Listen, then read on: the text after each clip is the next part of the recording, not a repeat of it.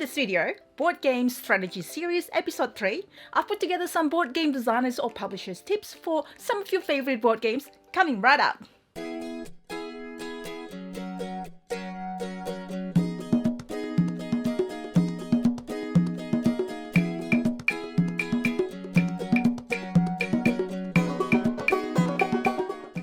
Hi everyone, hope you're well. It's Stella from Meeple University. Welcome back to my weekly tabletop diary. Hopefully you'll find the last two strategy series video useful. If you haven't, check the link in the descriptions below this video. So, more coming your way from these lovely designers who are willing to send me the tips. If anyone is to give you the tips, then the designers would be the one that does the best job for you. Before we get into it, I want to let you know that you could put in the comments below if you like a particular game to be featured in this series. And I'll try my best to get it. And I can't guarantee, but I will definitely try. Now, I've added timestamp below this video, so if you want to go right to a particular game you want to watch, you definitely can. And here are the tips, starting with Elizabeth Hargrave for Wingspan. Hey, this is Elizabeth Hargrave. I designed Wingspan, and I have 3 pieces of strategy advice for you. The first one is to think about what cards are really good for you early in the game versus late in the game. And this is true really for any engine building game. There are going to be certain things you can do that really help you build up your engine that you want to do early, so that then you're getting lots of stuff to help you do the things that will get you points later in the game.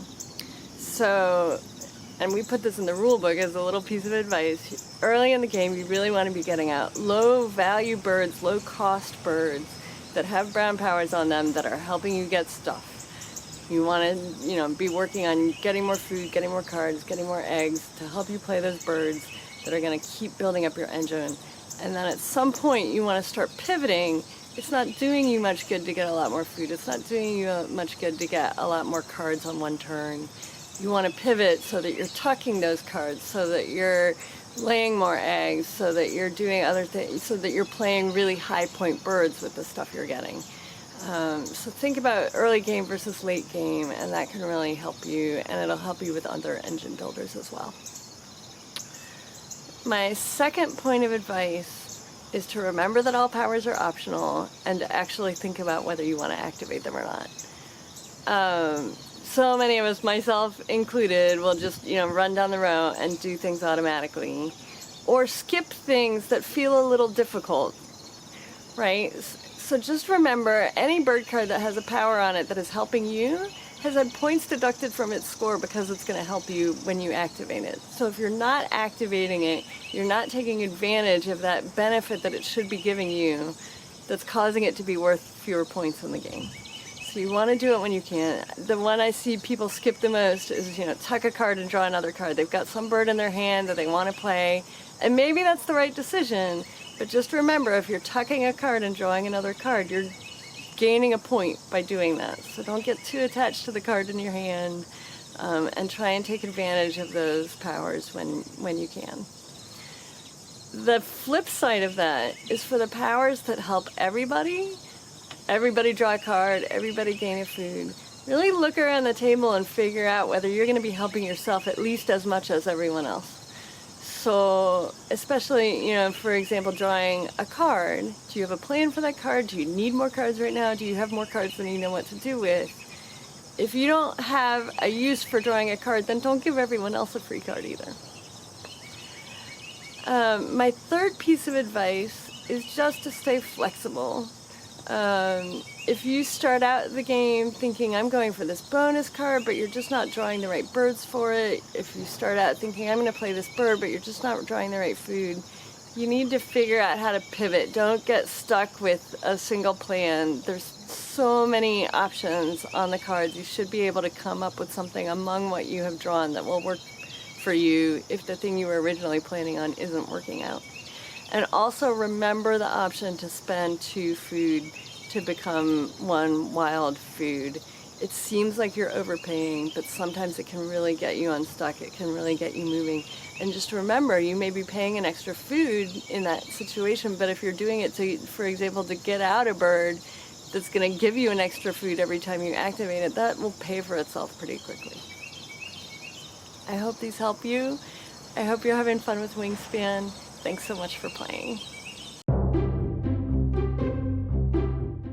Hi Stella, I just wanted to share a few strategy tips for playing Gizmos. Now, being the designer of the game doesn't necessarily mean I'm that good at playing it, but I do have some thoughts about how to get better if you're new to the game.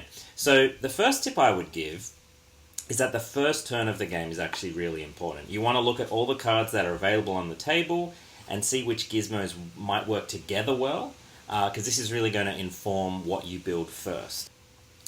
And I think often a really good first turn in Gizmos is to file a machine.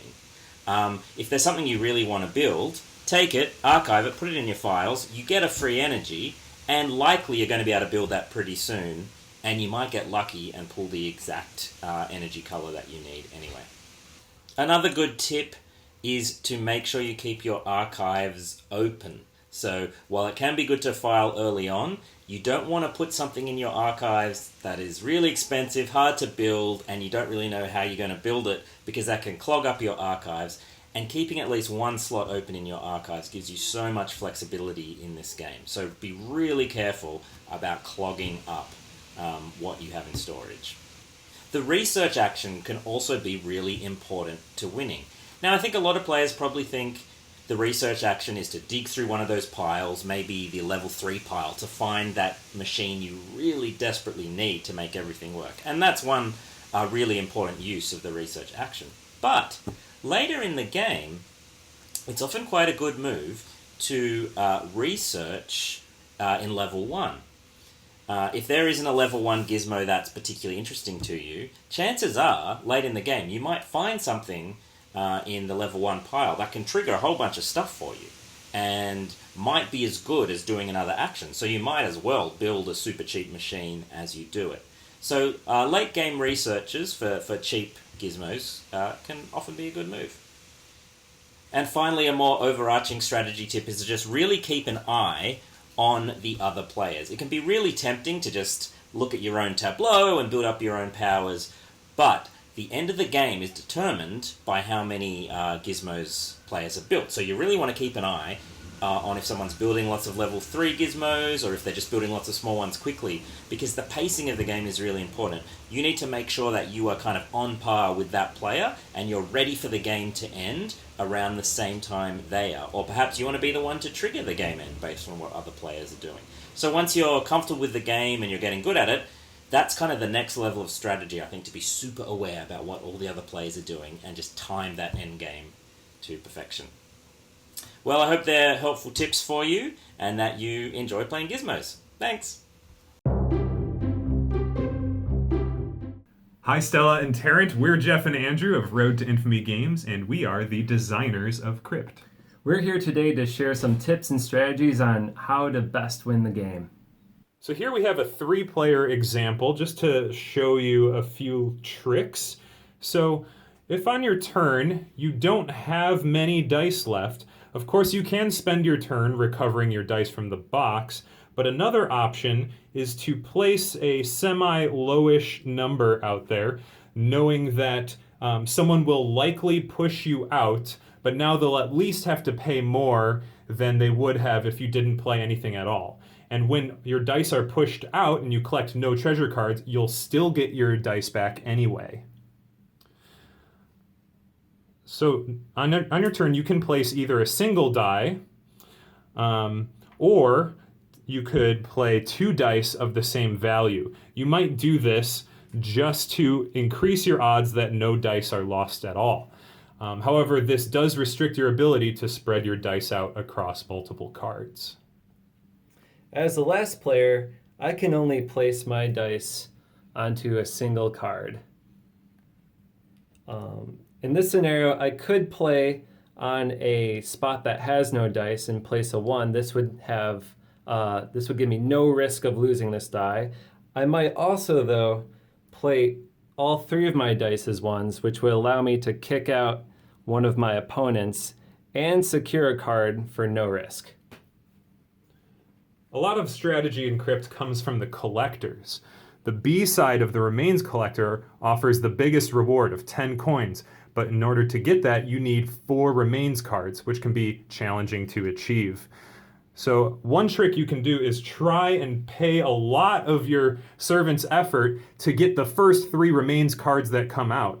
By doing that, you make it a lot easier to grab that 4th when your opponents think it's not worth trying to block you, knowing that there's going to be 5 more Remains cards that come out. Another fun combo is the Manuscript Bee and the Pottery Bee. Usually, you don't get to look at the face-down card in the Crypt, but the Manuscript Bee allows you to see it. Comboing these 2 cards together, you can then look at the face-down card and decide if you'd like to use your Pottery Bee ability to take it. In this case, we would leave this card right here and we wouldn't waste our Pottery ability. Thanks guys for the tips. Well, hopefully these tips are useful to you. If you've discovered the tips yourself for any of these board games, please feel free to write in the comment sections below. If you like, that is. Watch out for the next episode. Maybe your favorite board games be featured there. If you enjoy my video, please help us by hitting the like button and subscribe to us. You can also click the Meeple in the corner and hit the bell so you'll be notified of our next videos, including the next in the board game strategy series. Check me out on Instagram for board game journeys if you like. So I will see you next time. Thank you so much for watching guys and have a great day.